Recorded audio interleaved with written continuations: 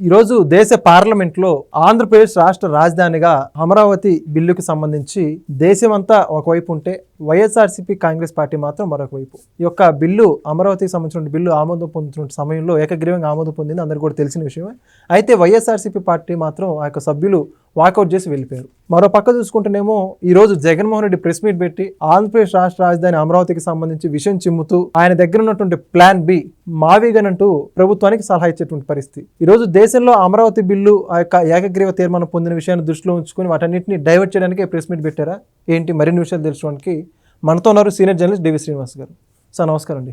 నమస్తే సార్, మొత్తానికి ఈరోజు ఆంధ్రప్రదేశ్ ప్రజలు ఓ పక్క ఆనందం సంబరాలు జరుపుకుంటే మరో పక్క కన్ఫ్యూజన్లో పడ్డారండి. జగన్మోహన్ రెడ్డి మాట్లాడినటువంటి మాటలకి మావిగన్ అంటూ ఒక కొత్త పేరుని సృష్టించి దీన్ని క్యాపిటల్గా పెట్టుకోండి, విజయవాడ, గుంటూరు, మచిలీపట్నం ఇది పెట్టవచ్చు కదా, నా సలహా ప్లాన్ బి అని చెప్పి చెబుతున్నాడు. ఇంకో పక్క చూసుకుంటేనేమో దేశంలో ఉన్నటువంటి పార్లమెంట్లో ఈ యొక్క అమరావతి బిల్లు ఏకగ్రీవంగా తీర్మానం ఆమోదించిన నేపథ్యంలో అందరూ కూడా సంబరాలు చేసుకుంటున్న పరిస్థితి. జగన్మోహన్ రెడ్డి ప్లాన్ బి వెనక ఉన్న ప్రణాళిక అంటే ఏమంటారు మీరు? అంటే చెబుతున్నాడు కాదు, కక్కుతున్నాడు అనాలి. జగన్మోహన్ రెడ్డి మాట్లాడాడు అనకూడదు, కక్కాడు అనాలి. కక్కాడు, ఓకే. అంటే అక్కడ మిథున్ రెడ్డి కక్కాడు, ఏం కక్కాడు అని నువ్వు అడగాలి. విషం కక్కాడా, వాంతి కక్కాడా? తిన్నదే. అంటే ఇంత అసహ్యంగా కక్కుతారా? ఇప్పుడు జగన్మోహన్ రెడ్డి వాళ్ళ ప్రెస్ మీట్ పెట్టి అతను అక్కసంతా కక్కాడు, అక్కడ మిథున్ రెడ్డి లోక్సభలోనే కక్కాడు అనమాట. ఇద్దరిది స్క్రిప్ట్ ఒకటే, ఓకే, ఇద్దరు తిన్నది ఒకటే, అదే వాంతి చేసుకున్నారు. అక్కడ అతను ఇక్కడ ఇతను అనమాట. ఇప్పుడు ఏంటి, ఇప్పుడు మాట్లాడుతూ మీరేంటది ప్లాన్ బి. అవును, మావిగన్ అంట. ఎక్కడ మర్చిపెట్టావు? 5 ఏళ్ళు నువ్వు ముఖ్యమంత్రిగా దీన్ని నువ్వు చేసావు కదా, 5 ఏళ్ళు ముఖ్యమంత్రిగా. అప్పుడు ఈ ప్లాన్ బి ఎందుకని చెప్పలేదు? మచిలీపట్నం, విజయవాడ, ఈ గుంటూరు, మావిగన్, ఈ హైవే చుట్టూతా అటు ఇటు సిఆర్డిఏ ప్రాంతం అని చట్టం ఎందుకు చేయలే? అదెందుకు పెట్టావు? ఆ 3 ముక్కలది. ఓకే, ఆ 3 ముక్కలు పెట్టకుండా ఇదే పెట్టుంటే ఇప్పుడు నీకు ఈ కర్మ వచ్చేది కాదు కదా. అంటే కూర్చున్న చెట్టు కొమ్మని నరుక్కున్నావు, కింద పడ్డావు, నడ్డిరిగింది. ఇప్పుడు ఇవాళ లోక్సభలో ఈ బిల్లు ఆమోదం పొందింది, నీ పడక మీద కొట్టారు. ఇవాళ పాము పడక మీద దెబ్బగా దీన్ని చూడాలన్నమాట, మామూలు దెబ్బ పడలా. ఇప్పుడు ఈ బిల్లు ఇవాళ లోక్సభ ఆమోదం పొందడం కాదు, మొత్తం నేషనల్ ఫెస్టివల్గా మారి అన్ని పార్టీలు అమరావతికి వాళ్ళ మద్దతుగా నిలిచాయి. ఓకే, ఈ బిల్లుతో ఇవాళ అమరావతి ఇమేజ్ ఆకాశాన్ని అంటిందనమాట ఒక్కసారిగా. అంతే కదా మరి. అక్కడ ఒక రాజధాని ఉంది, అది అమరావతి. అక్కడ ఒక విష సర్పం ఉంది, దాన్ని కాటేసింది. ఇప్పుడు ఈ అమృతం మళ్ళా బతికింది అని చెప్పి కదా ఇవాళ చర్చ ప్రపంచవ్యాప్తంగా. తెలుగు వాళ్ళంతా ఇవాళ పండగ చేసుకుంటున్నారు. జగన్మోహన్ రెడ్డి ఆయన పార్టీ మాత్రం ఏంటి, శవం లేచిందా? అక్కడ విషాదమా? అంటే నేషనల్ ఫెస్టివల్ ఇది, అది నేషనల్ ట్రాజడీ. ఓకే, ఆ రోజు జగన్మోహన్ రెడ్డి 5 ఏళ్లలో ఈ 3 ముక్కల ఆటని శేఖర్ గుప్తా ఏమన్నాడంటే నేషనల్ ట్రాజడీ అన్నాడు. ఆ మోహన్ దాస్ పాయ్ ఏమన్నాడంటే హరాకిరి అన్నాడు, అంటే సూయిసైడ్ అన్నాడు. ఓకే, ఇప్పుడు ఆ పార్టీ సూయిసైడ్. ఇదేంటిది? ఇప్పుడు వైఎస్ఆర్ కాంగ్రెస్ పార్టీ ఇప్పుడు అమరావతిని కెలుక్కుని రాజకీయ ఆత్మహత్య చేసుకుందనమాట. ఇప్పుడు మనం తీసుకున్నట్లయితే అతను మాట్లాడుతూ ఏమన్నాడు, ఏదో స్క్వేర్ ఫీట్ల లెక్క తీశాడు. సెక్రటేరియట్ 5 టవర్లు, ఏదో ఒక టవరు, అది 2018లో 750 కోట్లు, ఇప్పుడు అది కాస్త 1400 కోట్లు పెట్టారు అని ఒక్కొక్క టవర్ చెప్పుకుంటూ వచ్చాడు. 5 టవర్ల గురించి. అప్పుడు ఆ టవర్ ఎల్ఎన్టీకి ఇచ్చారు, ఇప్పుడు ఎల్ఎన్టీకే ఇచ్చారు అంటాడు. ఇప్పుడు 5 ఏళ్ల క్రితం రూపాయి విలువ ఎంత? 5 ఏళ్ల క్రితం డాలర్కి రూపాయి ఎన్ని రూపాయలు వచ్చాయి? 70 రూపాయలు 80 రూపాయలు ఉండేది. ఇప్పుడు 90 పైచీలకు వెళ్ళిపోయింది. మరి మారదా లెక్క? అంతే కదండి. ఆ మాత్రం అతనికి తెలియదా? మనీ లాండరింగ్ బాగా చేస్తావు కదా.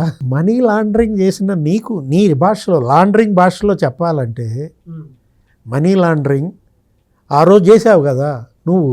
ఇక్కడ మనీ నువ్వు తీసుకుపోయావు కదా, అక్కడికి ఎంత వచ్చింది అని అడుగుతున్నా. అమెరికాకి తీసుకుపోయావు, తీసుకుపోయినప్పుడు ఇక్కడ రూపాయలకు అక్కడ ఎన్ని డాలర్లు వచ్చాయి నువ్వే చెప్పావు. ఇందాక వెంకట్ నువ్వే అన్నావు $1కి 70 ఎంత ఉందండి అన్నా. ఇప్పుడు 100 రూపాయల దగ్గరికి. ఇప్పుడు చేయట్లేదంటావా మనీ లాండరింగ్? తెలియదంటావా లెక్క? అందుకని ఓడిపోయాడు కదండి, మనీ లాండరింగ్ మానేశాడు, అందుకని లెక్క తెలియట్లేదు అంటావా?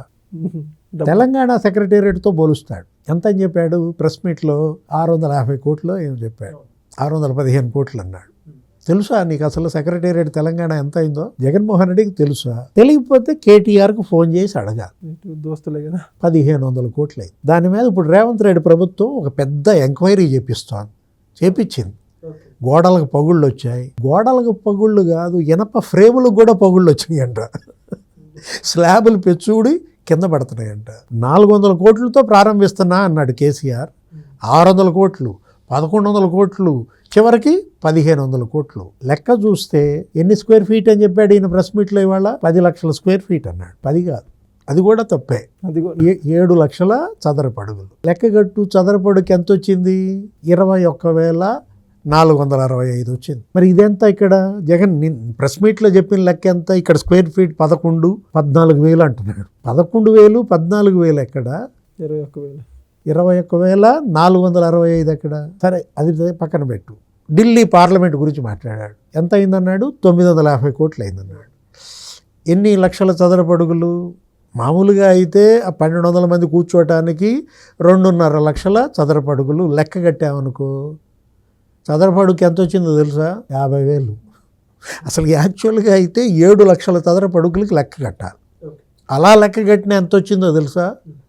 17,000. స్క్వేర్ ఫీట్కి అది 17,000. స్క్వేర్ ఫీట్కి ఇది 21,000. ఇక్కడ ఎంత? 11,000 13,000 అని ఆయనే చెప్తున్నాడు జగన్మోహన్ రెడ్డి. ఆలోచిస్తుంటే అంటాడు. ఏం ఆలోచన రా ఆయన? అది కాదు. పోనీ నువ్వు కట్టావు కదా, ఏంటి నువ్వు కట్టింది? ఎంత? ఎన్ని లక్షల చదరపు అడుగులు? ఎంత ఖర్చు పెట్టావు? 1,40,000 చదరపు అడుగులు. ఎంత ఖర్చు పెట్టావు? 550 కోట్లు ఏమో ఖర్చు పెట్టావు. స్క్వేర్ ఫీట్కి ఎంత అయింది చెప్పు? స్క్వేర్ ఫీట్కి ఎంత అయింది? 24,000. అంటే నువ్వు స్క్వేర్ ఫీట్కి 24,000 కట్టి ఖర్చు పెట్టి వీళ్ళు 14,000 ఖర్చు పెట్టావు ఏంటి అని ప్రశ్నిస్తావా? నిలదీస్తావా? ప్రశ్నించే హక్కు నీకుందా? ఇప్పుడు ఒకవేళ నువ్వు చంద్రబాబుకు చూపి బాగవయ్య బాబు, చూపిస్తే 4 ఏళ్ళు మరి నిన్ను అడుగుతున్నాయి. ఇప్పుడు నువ్వే అన్నావు కదా మావిగాన్ని అన్నావు అనవసరంగా. నువ్వు మావిగాన్ని ఎందుకు చేయలేదురా అని అడుగుతున్నారు జనం. లేపి తన్నించుకోవటం అంటే నువ్వు ఎవరిని అడగాలి? ఎక్కడికి వెళ్ళి అడగాలి? జగన్మోహన్ రెడ్డి దగ్గరికి వెళ్ళి అడగాలి. ఎందుకంటే ఇట్లా అందరినీ లేపి తన్నించుకుంటున్నారు. మీరు మెదలకుండా వెళ్ళి ఎలహంకలో పడుకుంటే ఈ గోల ఉండదు కదా. అబ్బే, అట్లా అవకాశం కూడా ఇవ్వరు జగన్మోహన్ రెడ్డి. అతనికి ఇదొక ఆనందం. ఏది? జనంతో ఇట్లా లేపి తన్నించుకోవటం అతనికి ఉన్నంత ఆనందం ఇంకెవ్వరికి ఉండదు అనమాట. ఇప్పుడు ఇదే స్క్రిప్ట్ మిథున్ రెడ్డి అక్కడ చదివి బీజేపీ వాళ్ళని అనవసరం గదిలిచ్చాడు. ఇప్పుడు ఫీజులు లేచిపోయే పరిస్థితి వచ్చింది. ఇప్పుడు అతను మాట్లాడేదేదో తెలుగుదేశాన్ని, చంద్రబాబుని ఏదో విమర్శించారు. చంద్రబాబు రికార్డుల నుంచి తీసేశారు ఆ మాటలు. అతను బీజేపీ గురించి ఎత్తి కర్నూలులో రాజధాని బీజేపీ తీర్మానం చేసింది, ఇప్పుడు బ్యాక్ అయ్యింది, ఏంటి రివర్స్ అయ్యారు, మడమ తిప్పారు, మాట తప్పారు అనేది అన్నాడంట. దాని మీద మోడీ షా బగ్గుమంటున్నారు. ఇప్పుడు జగన్మోహన్ రెడ్డి ఫోన్ చేసి మిథున్ రెడ్డిని తిట్టాడంట. నీ బెయిల్ సంగతి సరే, నా బెయిల్ పరిస్థితి ఏంటి అంటున్నాడు. ఇప్పుడు బెయిల్ రద్దు అయితే ఏం చేయాలా? మిథున్ రెడ్డి బెయిల్ రద్దు అవుద్దా? జగన్మోహన్ రెడ్డి బెయిల్ రద్దు అవుద్దా? ఇదేంటంటే మనం అమరావతి గురించి మాట్లాడుతుంటే మీరు బెయిల్ రద్దు దాకా వెళ్ళారంట. ఇది మనం చేసుకున్నది కాదు, వాళ్ళు చేసుకున్నది. ఇందాక ఒక మహిళ నేను వస్తుంటే టీవీలో చూశాను. అమరావతి మహిళలంతా మాట్లాడుతున్నారు. అదే పండగ అన్నా కదా, ఒక నేషనల్ ఫెస్టివల్గా జరుగుతుంది అమరావతి. ఇది అమ్మరావతి అని ఏముంది? అమ్మరావతి. అమ్మ. ఆంధ్రప్రదేశ్కే ఇది అమ్మ. మా అమరావతి మొత్తం ఆంధ్రప్రదేశ్కే ఒక అమ్మ లాంటిది అని చెప్తూ ఆ మహిళ కన్నీళ్లు పెట్టుకుంటూ మాట్లాడితే నాకేమనిపించింది? అమ్మ మీదే కేసేసాం కదా. అమ్మ మీదే కేసేసినాడికి అమరావతి మీద ప్రేమ ఉంటుందా చెప్పు? అదేమంటే మళ్ళీ ఇవాళ కూడా పాత క్యాసెట్టే మళ్ళీ అరిగిపోయిన రికార్డు పెట్టాడు. నేను ఇక్కడ భూమి కొనుక్కున్నా, నేను ఇక్కడ ఇల్లు కట్టుకున్నా. చంద్రబాబు ఏదో 4 రోజులు 5 రోజులు ఇక్కడ ఉంటున్నాడు, 2 రోజులు వెళ్ళిపోతున్నాడు. లోకేష్ 4 రోజులు ఇక్కడ ఉండి వెళ్ళిపోతున్నాడు. అసలు పవన్ కళ్యాణ్ ఎప్పుడు ఉండడో తెలియదు. అనవసరంగా వాళ్ళ పవన్ కళ్యాణ్ని కెలికాడు. మొన్నే పవన్ కళ్యాణ్ మామూలుగా తిట్టాల. ఏమని తిట్టాడు? అరచేయి చూపించేమన్నాడు, గీతలు జరిపేస్తానో ఏదో అన్నాడు. జరిపేసుకుంటారా? ఎందుకురా నాయన తొక్క తీస్తా తోలు తీస్తా అని వాళ్ళు అంటే చివరికి అరచేతిలో గీతలు మీకు తంబు కూడా ఉండదంట, ఏది ఏలుముద్ర వేయడానికి కూడా గీతలు లేకుండా చెరిపేస్తానన్నాడు. జగన్మోహన్ రెడ్డి ఇప్పటికైనా చేసిన తప్పులకి లెంపలేసుకోవాలి. నా పాలసీలు ప్రజలు తిరస్కరించారు. 3 క్యాపిటల్స్ పాలసీ ఇవాళ నేను చేసినటువంటి ప్రధాన తప్పిదం, నేను వెనక్కి తీసుకుంటున్నాను, నేను అమరావతికి మద్దతు ఇస్తున్నాను అంటే ఎంత ఇమేజ్ పెరిగేది. అబ్బే అసలు మనకి ఇమేజ్ పెంచుకుందామని ఎక్కడ ఉంటుంది, అసలు ఆ లక్షణాలే మనలో లేవు కదా, మనదంతా డ్యామేజే కదా. అతను రాష్ట్రాన్ని డ్యామేజ్ చేశాడు ఇన్నాళ్ళు, ఇప్పుడు పంపని డ్యామేజ్ చేసుకున్నాడు, ఇప్పుడు అసలు పార్టీనే డ్యామేజ్ చేసుకున్నాడు. అతన్ని అనవసరంగా కదిలిచ్చాడు. ఇప్పుడు ఎవరు, నిన్న ధర్మాన ప్రసాదరావు అతను మాట్లాడుతూ ఆయన మూలాపేట పోయాడు కదా, మూలాపేట గురించి ఏడ్చుకుంటే సరిపోయేది, అమరావతి గురించి ఎందుకు ఆయనకి. అక్కడ పోయి చంద్రబాబు నీ ప్రయారిటీ మేం కాదా, నీ ప్రయారిటీ అమరావతి, అమరావతి నీ ప్రయారిటీ ఉత్తరాంధ్ర కాదా అన్నాడు. చంద్రబాబు ప్రయారిటీ ఏంటి? Chandrababu priority Amaravati. Google data centre ఇక్కడ పెట్టాడా చెప్పు.